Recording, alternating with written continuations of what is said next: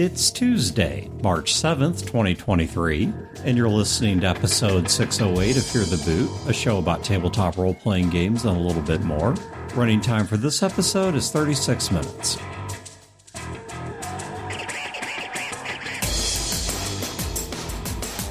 Welcome to Fear the Boot. My name is Dan. This is Mary. And this is Wayne. Before we get into today's topic, we've got some pretty cool news.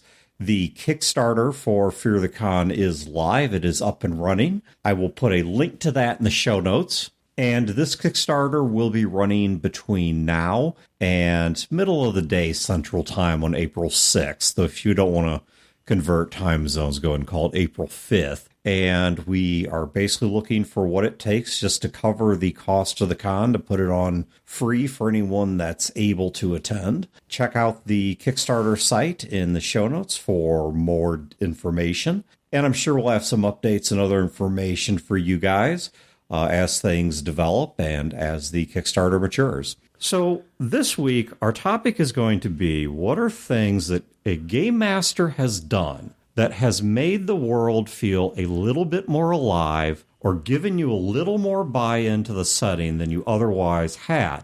Now, we're going to give credit where it's due. There's a user on our Discord by the name of JoshB who comes through and every so often just asks these open-ended conversation-starting questions. Yeah, so Josh goes out to all of these Discords on the internet, everywhere, all these gaming Discords, and asks his question of the day. But he doesn't ask it on ours. No, thanks for all of the help looking over Skies of Glass and all the feedback, and love having you as a friend and all, but how about coming and asking us a question, Josh? Well, how about you share the love and content? The important point is that we can still steal content from somewhere. That's right. If he brought it to our Discord, then it might not be theft, and I wouldn't feel as good about it. My sisters have been trying to convince me, because I'm just now for the first time watching Futurama all the way through. I've seen some individual episodes, but never watched the series. It'd be hard for you not to have. Yeah, I was listening. I've seen some episodes, so I've never seen the whole series. And my sisters were trying to convince me that Bender is my spirit animal. And I don't think they're entirely right, but they're not entirely wrong either. Some aspects of Bender. Yes. Not all aspects. Right. Yeah. But the bad uncle example. Yes, exactly. See, every family has that uncle, the one that's like not allowed around the kids. I don't want to be that uncle. And fortunately, that uncle role is already taken. I won't name the person, but that role is already taken. So I'm not the bottom of the barrel. I'm the one. You're a step up from the bottom of the barrel. I'm the one where they have to worry about what I might say, not what I might do. Right. So not the worst place to be. Right. Yeah. So I might expand the kids' vocabularies in a moment of anger, but I'm not the one that's, going to do really, really horrible things to them.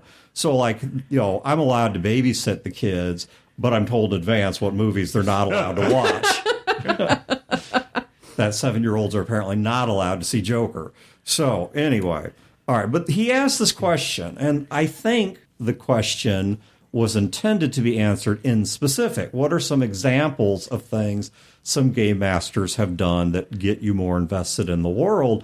Which I think is a great question to ask, because it gives people an opportunity to think back on their experiences, to remember something good, to have a story to share, and maybe to dissect why it worked. But we are not going to answer it that way. We are going to answer it in general, and here's why. When we were prepping this show, we were making sure we had ideas to talk about, and we realized that naming specific things wasn't really going to be useful because it doesn't translate in anything actionable. And the example I gave of kind of what it reminded me of while we were mapping out the show was back in the real late 90s, maybe real early 2000s, there was a boss I had who presented a plan for us within technology to try and make work. And I was working on a technical team that was attached to a marketing department. So that's why marketing concerns were being brought to me despite being a technical person. And they came up with this campaign they wanted to do to advertise the company. And their plan was literally, direct quote, make it go viral. Like, how? That's not how this works. I don't just upload a video and check the go viral box on it and then it just do. I mean, that's not how any of this works. Yeah, no, my answer to that is you then upload 100 videos, take the one that was popular out of those 100, and then take that one back. See, I made it go viral. Yeah, exactly. And so we were coming up with examples, but on every one of them, we're like, what's the advice? So it's like, well, I don't know. I just liked that idea. Yeah. So it's like the advice worked. Wayne loved this. And so it's like, okay, our advices go viral.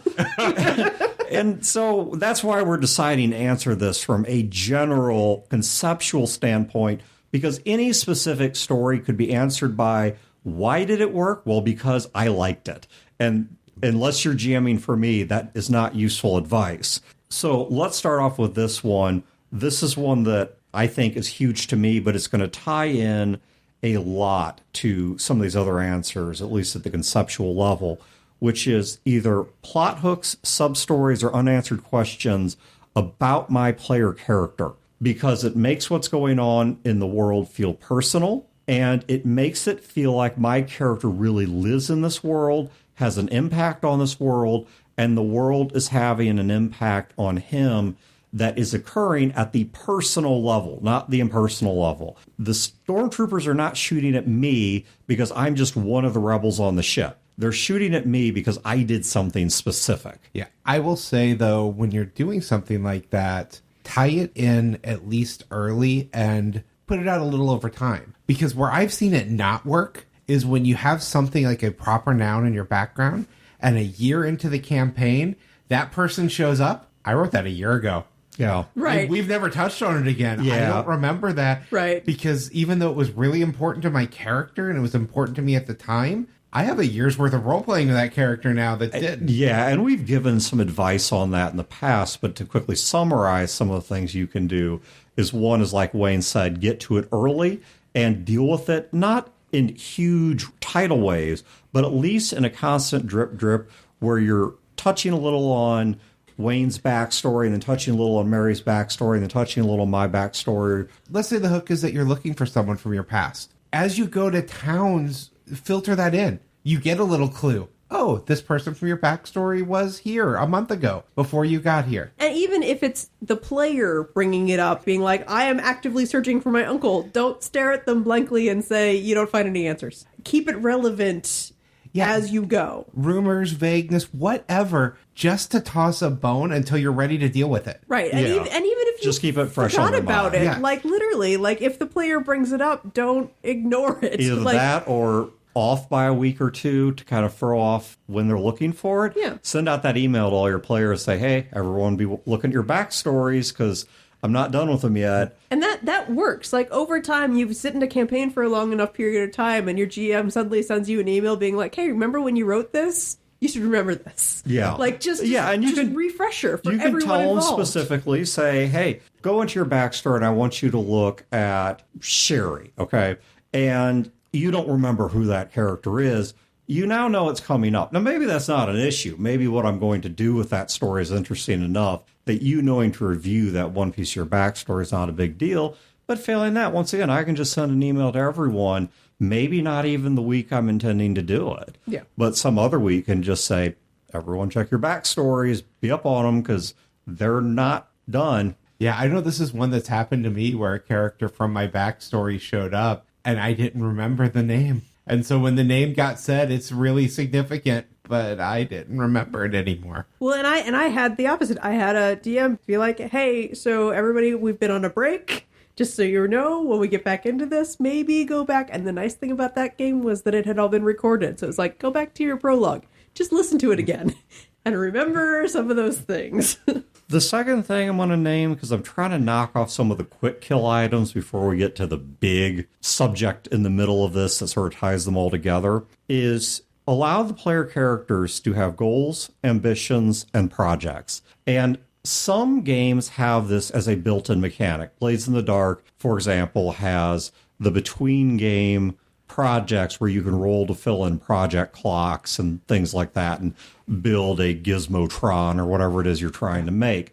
They're not the only one that has that, but other ones, they have a system for it. Even in games that don't have a system for it, you can handle this at the role-playing level, the resource level, or even a real simple rule. All right, so let me give some examples of those. So let's say you've got a D&D game and they want to build an outpost in this area where they keep going and hire some mercenaries to staff it or whatever. Well, you can deal with that at the role-playing level by they strike a deal with the nearby baron that, hey, if you go complete this quest for me, then I will set aside the resources to establish an outpost for you. Handle it at the resource level. Okay, well, in this source book, it says this is what a keep costs and this is what mercenaries cost. So this is what you got to come up with. And then you can hire people into it. Or do a real simple rule. In my family game, we have a rule where about once per week of in-game time, you get to roll a d6.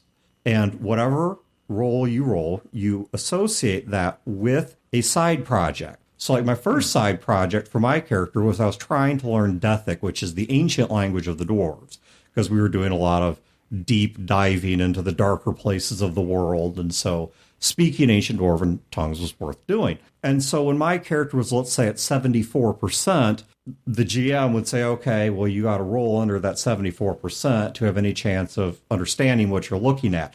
Once it reaches 100, boom, Dethic just gets added to my language list. But at the average roll of 1d6 per session, needless to say, that takes a while. And so you can change the die size based on the game or whatever, but we had people doing other stuff. My current goals, I whipped out the old follower rules, and I'm now training up a follower. And so the follower is gaining XP and is gaining attunement to me at a social level. The higher that number gets, they're getting more in sync with my views and whatnot. But there's real easy ways you can attach rules to this. Just, of course, it's fair to ask the player not to build anything game-breaking in the process. Well, there's also, it can be as simple as asking a player in a more, stuff-driven game, what do you want? I have a game right now where my character had discovered a thing she didn't know what it was, and the game master made it plans to a weapon that she could build, over time. And it was just now you have these plans, now you have to, every so often you find parts, or you take some time and you put it together, and now you still can't use it because you don't have the right feats, but you'll get that. Now you have goals, even on a simple item level. Yeah, I gotta give Chad credit for this. In the D&D game he ran for Phoenix, myself, and a few other people, when Phoenix was getting ready to, as a ranger, reach the point of getting a pet companion, he wanted that to be a big thing. He didn't want it to just be, you mechanically now have a pet companion. So the session where we were going to level, he built in dealing with someone, defeating them, and having their pet bond. Yeah. So he made a story aspect around what would normally be just a mechanical advancement. Yep. So instead of being just something on a sheet, there was a story about how it came about. And he did the same thing with me. He found out what I was going to take as my, I think I was either a wizard or sorcerer, but I was going down a path. I was going to attune to divination. So he started putting in dreams that were hints of the future. So instead of just mechanically getting this thing, it was seeded up to it, and it was a story thing as well. The next two I'm going to give, they tie together fairly well because I think one is necessary for the other. So I'll start with the first one, a non-player character that I can trust and be honest with. The reason for this is it lets me explore my character's thoughts. It gives me something to sound my ideas off against. And it also creates a sense of home or familiarity within the world. That even if there's things I can't admit to the rest of the party, there is still someone in the game that I can go back to that's the always present bartender or whatever that becomes my confidant. And the one I'm going to tie into this directly because of the fact that I don't know how to state one without stating number two. And this is something that applies to more than just that idea. I would apply this across the board, is not every asset is a vulnerability. All right, game masters have this nasty trait where if you care about someone, blood is in the water. That if you have a wife in the game, guess who's going to get kidnapped and need rescuing? If you have a brother, guess who you're going to be avenging? If you have a house, guess what's about to be burned down?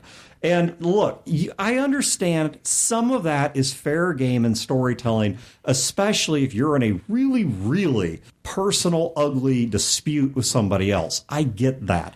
But there also comes a point where if you one by one are burning every anchor I have in this world, I am going to do one of two things. I'm either going to be unanchored in this world and therefore not invested, or I'm going to spend all of my time trying to protect those tethers and therefore not really advancing the plot.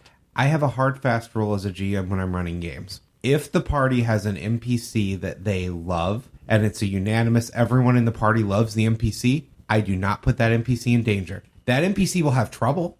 Sure. We'll come to them looking for help, but I never put that NPC in danger. Yeah, and that's another thing is distress does not have to be left off the table completely. It's just don't burn it down. Or take it away completely. Well, and that's why, because if something goes wrong, I'm not really putting that NPC in danger because I'm not willing to get rid of it. Right. They're bought in. Yeah. I don't want to lose that NPC, so I'm not going to put it Exactly. in It's danger. the bartender you guys always go to, and they're about to lose their liquor license because a county official wants a bribe.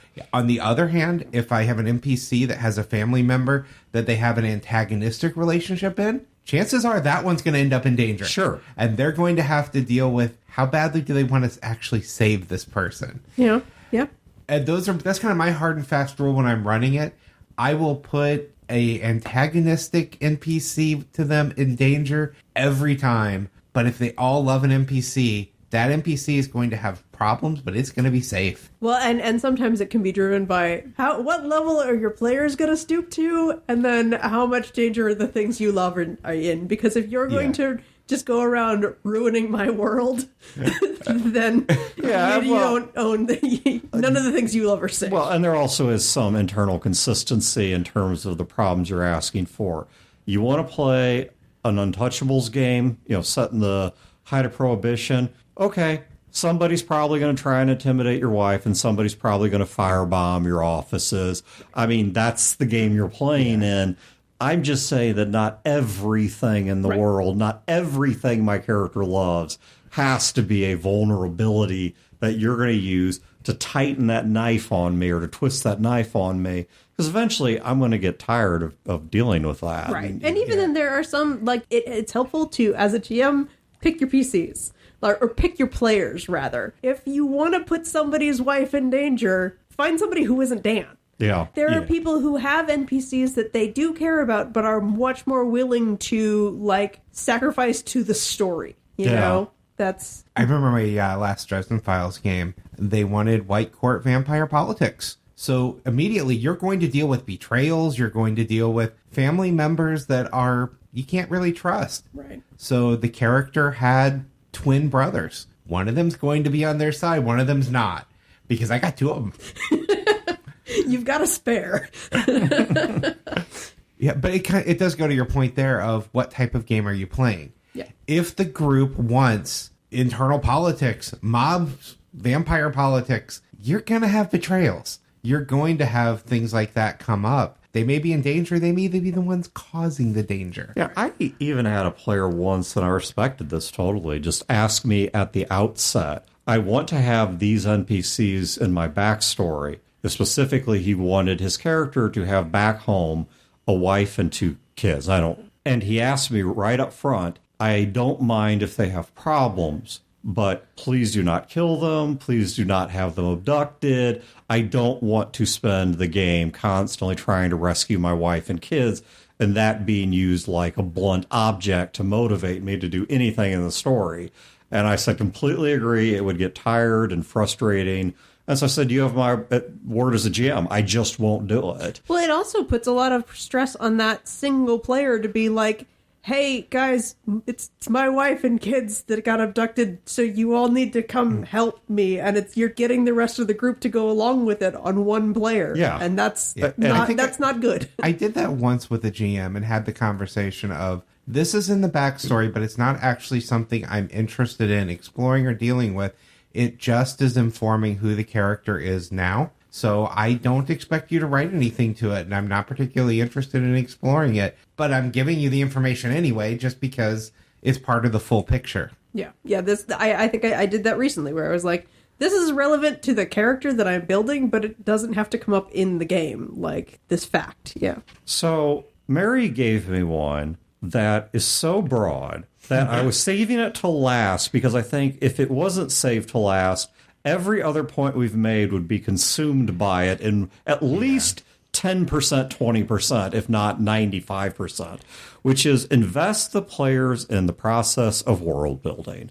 That there is nothing that gets your player characters tied into a world, feeling like it's alive, caring about its events, than a part of it being yours. Because if you care about that part and you're at all a creative person, you will bring it to life. You will make it a living thing that will make that game feel, once again, more personal to you and more vibrant and more of an investment to you. I had someone the other day, and I don't remember where it was, if Discord, in person, whatever, was telling me that they were getting ready to run a campaign, and they were petrified because they were going into the first session with no idea what the long-term campaign is. And my answer was, you want to know my secret? I almost never know on game one. I never know on session 0. I build it after session 0. Game 1 is introducing the characters to each other, so the players know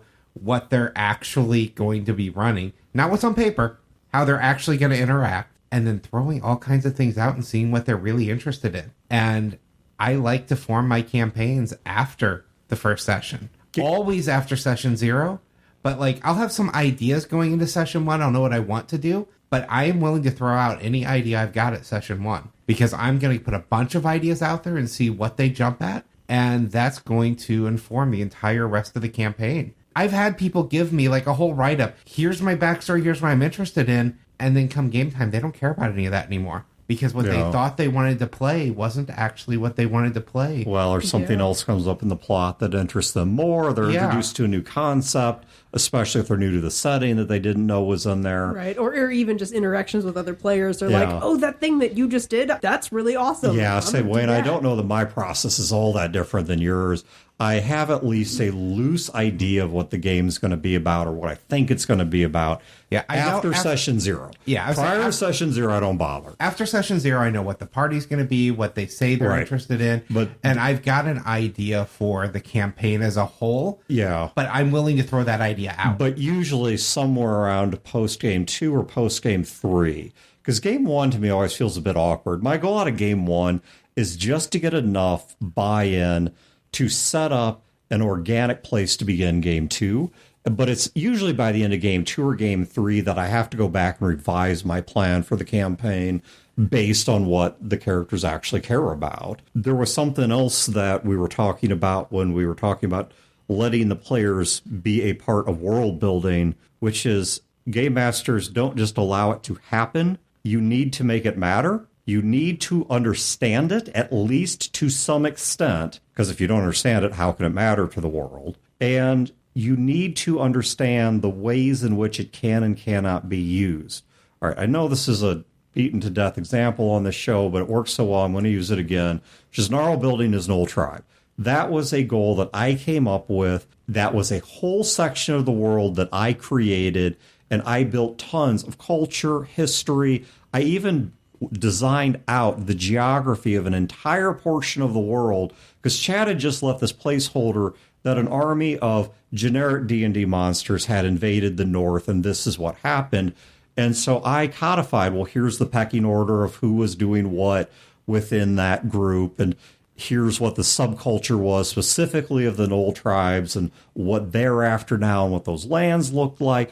But it was not just my ability to describe this that created that buy-in. It was the fact that Chad actually sat there and listened to me talk about it, made it matter to himself, and then built in the hooks that I had given him into the plot, where things like there would be gnolls that would be mocking the clan, but it'd be occurring within human society. And so there'd be politics around exactly what can the tribe do to protect its honor, its influence, or whatever. And so there were these subplots came up around it, or had some of the people that had led the gnolls in this really bad direction. I know they're kind of bad to begin with, but just in a direction they didn't want to go. And that person is still around and still had their own designs on using the Knolls to accomplish something. And so they were having their own struggle for their own freedom, their own self-determination against this power. And so he used it. It became a living part of the world, not this thing that I alone was aware of and I checked in with as a solo adventure in my own mind. This actually mattered to the game. The DM has to care enough about what the player has created in any sense, any kind of backstory, any kind of thing. For it to matter, they have to bring it back, as we've been talking about. And if it's a whole section of the world that you're going to give somebody the freedom to, like, play around in, you have to then go back to them and be like, okay, now you've made this. Now tell me everything that I need to know to show it to everybody. Yeah, I'm going to give another example. And it's, again, Chad is the GM. Because Chad doesn't want to develop his own stuff. He wants to make us do it. No, Chad's laziness actually has a wonderful virtue to it. So, but it doesn't stop. Like his lazy. but that's what I'm saying is that if his laziness stopped it, go ahead and make it because I don't care. That wouldn't be fun. Yeah, he makes it important to the story. Yeah. No, I will grant you that. His initial, maybe we shouldn't call it laziness. His willful lack of starting inertia it has a lot of value. It's like, I don't care. Here's some land. Build or grow whatever you want. And then what we build or grow, you're right. He doesn't remain lazy. He then does learn about it and integrate into his plot. And yeah, maybe that does save him some work. But look, if it saves him work and he can watch another episode of a TV show or whatever he's doing, and we get that much more invested in the world, I mean, everybody wins. Right. Yeah. So the example I was going to give is a Blades in the Dark campaign. Everyone should know I'm not a big fan of the Blades in the Dark system, but I've had a lot of fun with the games. And I think one of the reasons I didn't have as much fun this past game was I had nothing I was developing. There was not part of the world that was mine with the character I was working with. In his previous games, particularly one I have in mind, Dawn had a bar and a whole batch of cohorts that were at the bar. And that was what she developed. That became a big part of the game and the campaign. When we mechanically took a location, he would give us the opportunity to take that location and make it one of ours. So that first location, Dawn took the cohorts. The second location, I took. And I had a character that basically had a lot of friends that were the streetwalker prostitutes. And she got tired of watching them get beat up and hurt. And so she wanted a safe place for them to work. So when we took down one of the other gangs and took down their whorehouse, I took it over. And I wrote in the bodyguards, the cat that lived in the basement. The cat worked. The cat caught mice. And everything about the setting. And then it became a part of the game, a place we could go and visit. And things would come up for it. But he never made it... They had problems I had to deal with. But it was never put out there like, my place is going to burn down. Right. He was never... The threat was there, never there to take it away from you. I was invested in it and wasn't going to take it away because it was something I then cared about in the world to keep developing. Well, and I've come across this years and years ago now, a D&D game where we didn't have anything initially going in. None of the characters had good backstories. Like, it was very much a random adventuring party.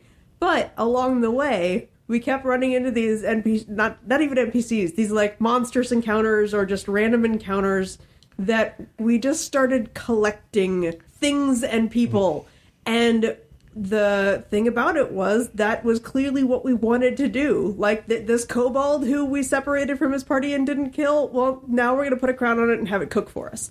And the fact that the DM at the time was willing to be like, okay, clearly this is what's going to make you all happy, and we're going to go with it. And now this is yours. And we ended up with like several wagons and lots of encounters that otherwise should have been or were designed to be fights ended in a, well, can we talk it into joining our our menagerie? But we were all invested in it. So the DM, as we went along, recognized that that was something that this is what everybody was interested in. This is what we wanted to grow. And also now this is yours and I'm not going to take it away. Well, that ties into, I guess, what would be my second to last point, which is don't veto me constantly, particularly in immaterial ways.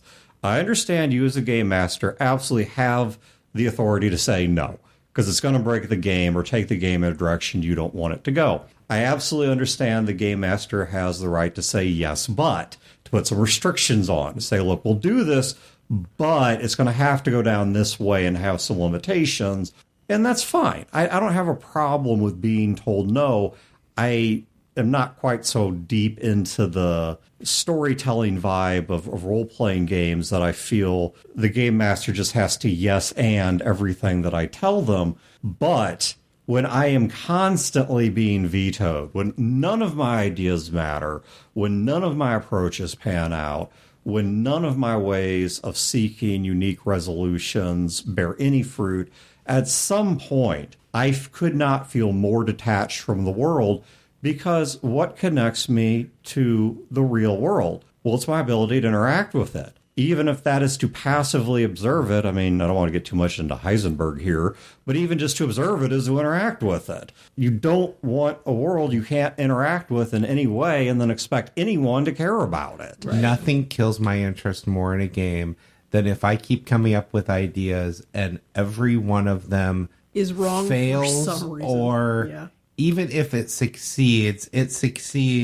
in a very comedic way. This thing I thought was really cool now becomes a joke. A slapstick, yeah. Yeah. It really kills my interest in an entire game when it happens. Well, and I've also, this is related, but I've had a problem too where I've had a GM not say no. They said yes. Like, this is, I designed a character that I was like, this is something in my backstory that I want to explore, and everything was great. Like, we went into this game, and I'm thinking one thing, and the DM had zero interest in exploring the thing that I wanted to explore, and just instead built his own thing to put on my character. And I'm like, this is fine, but this is not what we talked about. Like, this has no relation to what I was interested in at all. But you didn't tell me that it's not what interested you, so what are we doing here? And I no longer care. So in closing, I want to note that if JoshB bothers to ask this on our server, or someplace that's worth reading, then do check out the other stories that people have, because there might be great ideas in there. I'm not saying that great specifics don't exist. Wayne talked about how in Skies of Glass, the existence of GCs, the genetic constructs, the animals that are somewhat of a product line, really fascinated him, and that really gave him a sense of buying in life to the world.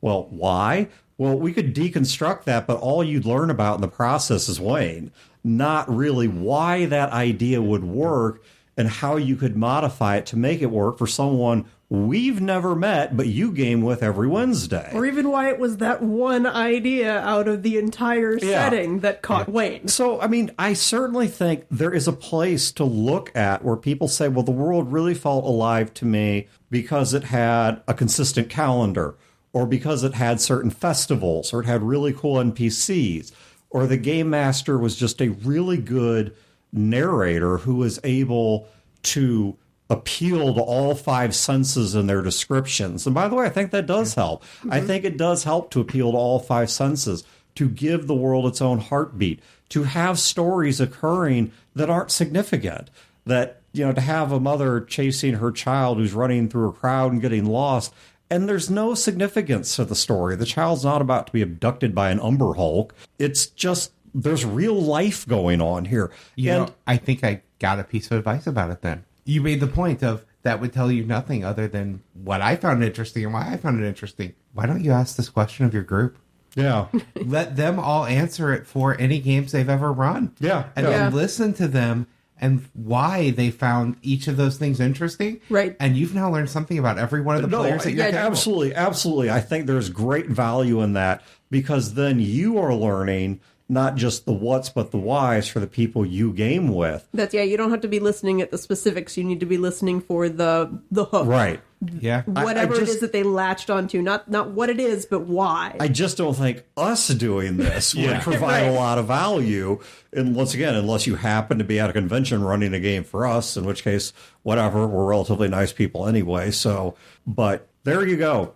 So, just a general reminder that on our Discord, every Friday night. I've been a little late joining them recently, but Julia tries to be on there early.